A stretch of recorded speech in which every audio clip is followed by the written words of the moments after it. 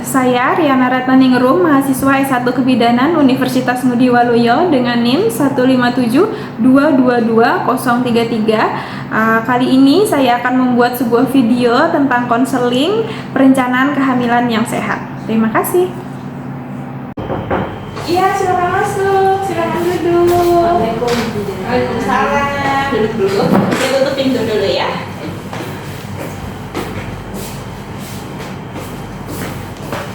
Dengan Ibu siapa? Nirwana. Saya Bidan Riana. Kemarin udah janjian kita ya? Iya. Oke. Kok sendiri? Suaminya mana? Iya, suami lagi ke luar kota. Oh, lagi keluar kota. Oke. Pengantin baru ditinggal ya? Iya. Oke. Namanya Ibu siapa? Nirwana. Hari ini tanggal 31 September 2023. Sekarang jam 14. Oke. Kemarin udah janjian ya? Iya. Mau rencana langsung hamil? Oke. Tapi kita belum tahu apa-apa nih. Iya, makanya kita hari ini ngobrol-ngobrol ya. Oke. Sebelumnya pasti udah ada tahu sedikit-sedikit ya rencana apa namanya yang perlu disiapin buat kehamilan ya. Jadi sosial media aja sih Bu. Oke, ya sudah. Nanti saya mulai aja ya. Nah, jadi kalau misalnya mbaknya mau apa namanya hamil, buat biar supaya kehamilannya itu sehat, berjalan dengan lancar, ada beberapa yang harus disiapkan ya. Yang pertama dari psikologis, habis itu persiapan fisik, persiapan finansial, habis itu pengetahuan, ya kan? Habis itu nanti usianya mbaknya usianya sekarang berapa? 25. Oke. Nanti kita bahas satu-satu ya. Nah, yang pertama itu persiapan psikologis ya. Nah, kalau persiapan psikologis ini mbaknya sama suami itu harus bener-bener yakin udah siap nih mau habis nikah mau langsung punya anak ya. Tapi pengen hamilnya tuh bener-bener kesepakatan dari mbaknya sama suami ya. Jangan misalnya dari tuntutan mertua atau misalnya dari lingkungan gitu ya. Harus bener-bener dari hati ya. Habis itu menghindari hal-hal yang bikin stres ya. Kalau misalnya stres biasanya kan bikin haidnya nggak teratur. Nah, nanti itu bisa menghambat juga tuh ya. Jadi kalau bisa relax aja. Tapi biasanya agak ini ya, agak deg-degan. Iya, kalau bisa dihindari stresnya biar maksudnya haidnya juga nggak tertunda atau terlalu cepat karena stresnya itu ya. Habis itu kan yang namanya hamil itu lebih rentan ya. Kalau bukan kalau bisa sih, harus tidak boleh ada yang namanya KDRT ya gitu. Habis itu persiapan yang kedua itu adalah persiapan fisik ya. Nah, yang pertama harus pola hidupnya sehat ya. Jadinya dari olahraga, habis itu makan makanannya juga dijaga ya, berat badannya dijaga. Berat badannya sekarang berapa? Kayaknya ideal 55. Oke, ideal. Berarti tinggal menjaga aja, jangan lebih kurus, jangan lebih gemuk lagi. Jadi jaga pola makannya ya. Habis itu yaitu tadi 4 sehat 5 sempurna, ada sayuran, ada protein, habis itu ada karbohidrat, habis itu vitamin, mineral. Nah, pokoknya semuanya cukup. Kalau bisa makan makanan juga yang tinggi asam folat, misalnya kayak alpukat kayak gitu, bagus ya. Makan buah-buahan, sayur-sayuran, protein, pokoknya makanan sehat. Junk foodnya kalau bisa di skip dulu, nggak usah dulu. Terus jangan lupa olahraga yang teratur ya. Kalau misalnya olahraga kan bisa di rumah, nggak harus keluar ya.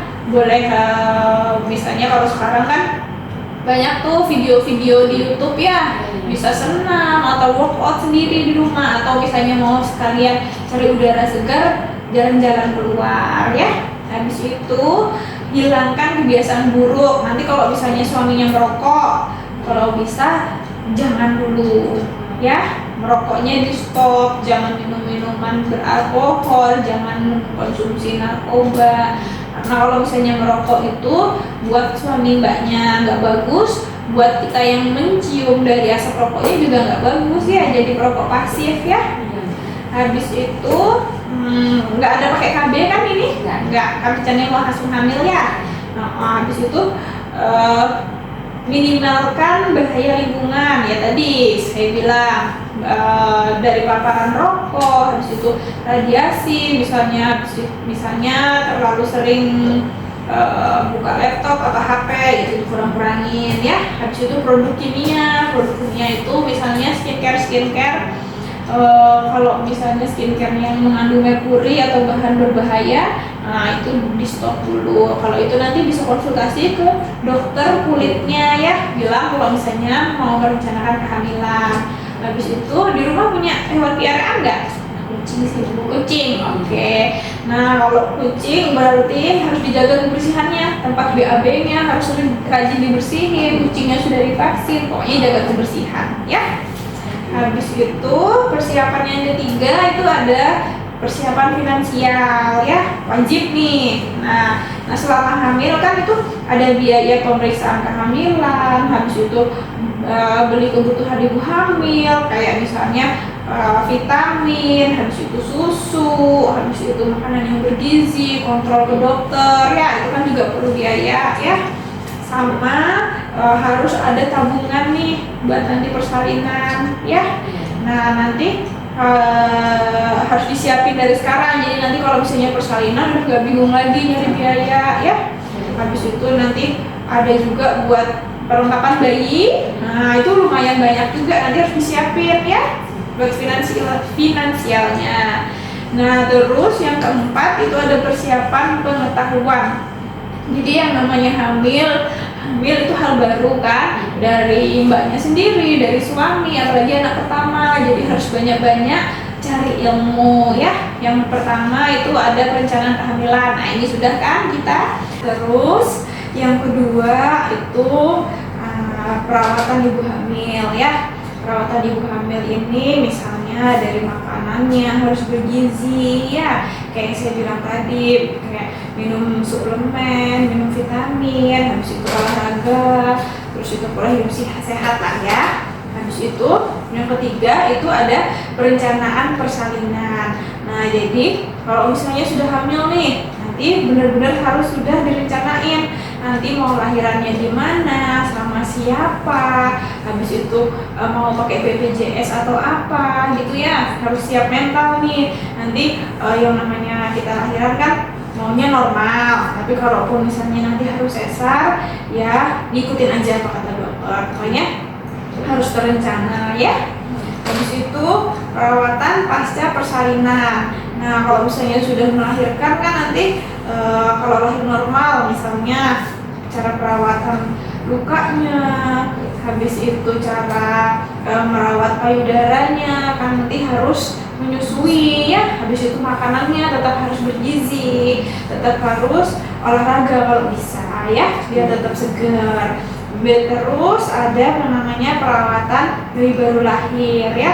Nah kan anak pertama nih nanti hitungannya, jadi harus banyak-banyak tuh cari ilmu dari cara perawatannya, dari tali pusat, habis itu nanti banyak kan PR-nya kalau misalnya bayinya gimana-gimana ya. Nanti kalau misalnya bingung lagi nanti boleh kontak saya ya. Nah terus kalau misalnya hamil itu kan bagusnya itu di rentang usia 20 sampai 35 tahun. Nah sekarang mbaknya kan usianya 25 tadi ya. Nah, udah pas ya.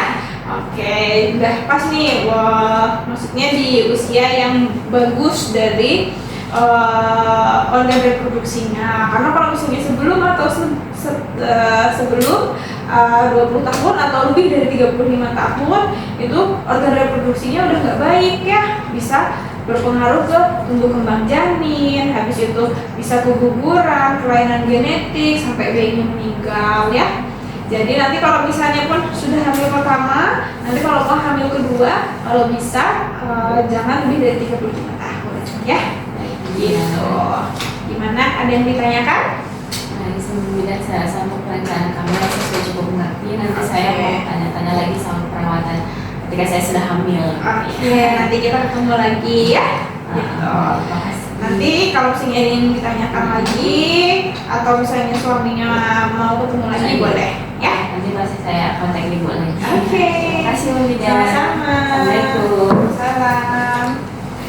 Terakhir yaitu kita melakukan dokumentasi meliputi tanggal, jam, kemudian identitas pasien, materi yang kita konselingkan, kemudian tanda tangan pemberi konseling. Terima kasih.